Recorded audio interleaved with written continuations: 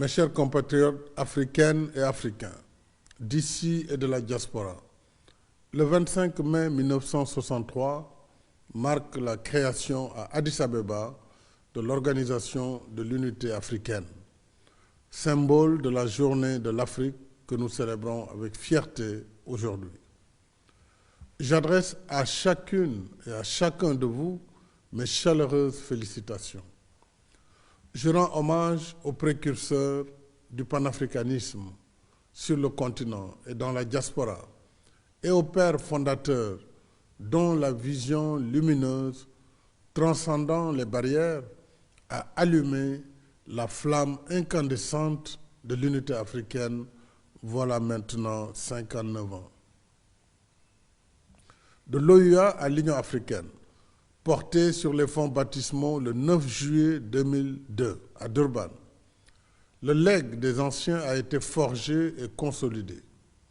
Nous avons décolonisé notre continent, démantelé l'odieux système d'apartheid et réglé, par la voie pacifique, nombre de différends frontaliers hérités de la colonisation.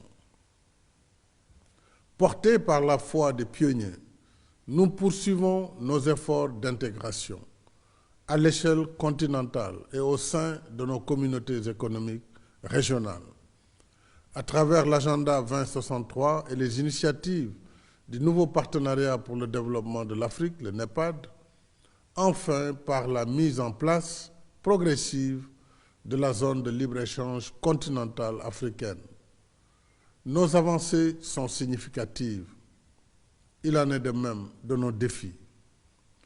Je pense à la paix, à la sécurité et à la lutte contre le terrorisme, à la protection de l'environnement et au développement économique et social inclusif, tenant compte des besoins spécifiques des jeunes et des femmes, notamment l'éducation, la formation, l'emploi et la lutte contre les violences faites aux femmes et aux filles. Je n'oublie pas la question de la gouvernance politique et institutionnelle, y compris la recrudescence des coups d'État sur le continent. D'autre part, nous évoluons dans un environnement international peu favorable, où l'impact sévère de la pandémie Covid-19 est aggravé par les conséquences d'un contexte mondial conflictuel et la persistance d'une gouvernance politique, économique et financière inéquitable. Mais au lieu de brider nos ambitions et paralyser notre action, les défis que voilà doivent au contraire revigorer notre foi dans notre destin commun et solidaire.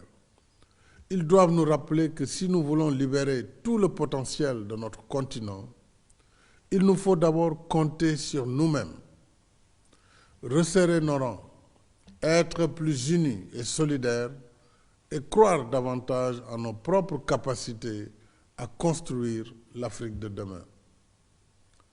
J'appelle à la mobilisation générale de nos énergies et de nos intelligences pour bâtir ensemble l'Afrique de nos rêves. L'Afrique des routes, des autoroutes, des chemins de fer, des ports, des aéroports, des centrales électriques, des fermes agricoles, des produits pharmaceutiques et médicaux, des parcs industriels et numériques, mais aussi de la création artistique et culturelle et du génie sportif. J'invite particulièrement notre jeunesse à porter et amplifier le message. Ainsi, ferons-nous de notre souveraineté, plus que la proclamation d'une promesse, une réalité conforme à la vision des anciens. Ensemble, continuons le travail. Ensemble, comme nous y invite notre hymne, faisons de l'Afrique l'arbre de vie pour rester ses dignes fils et filles, chers du soleil et chers du ciel.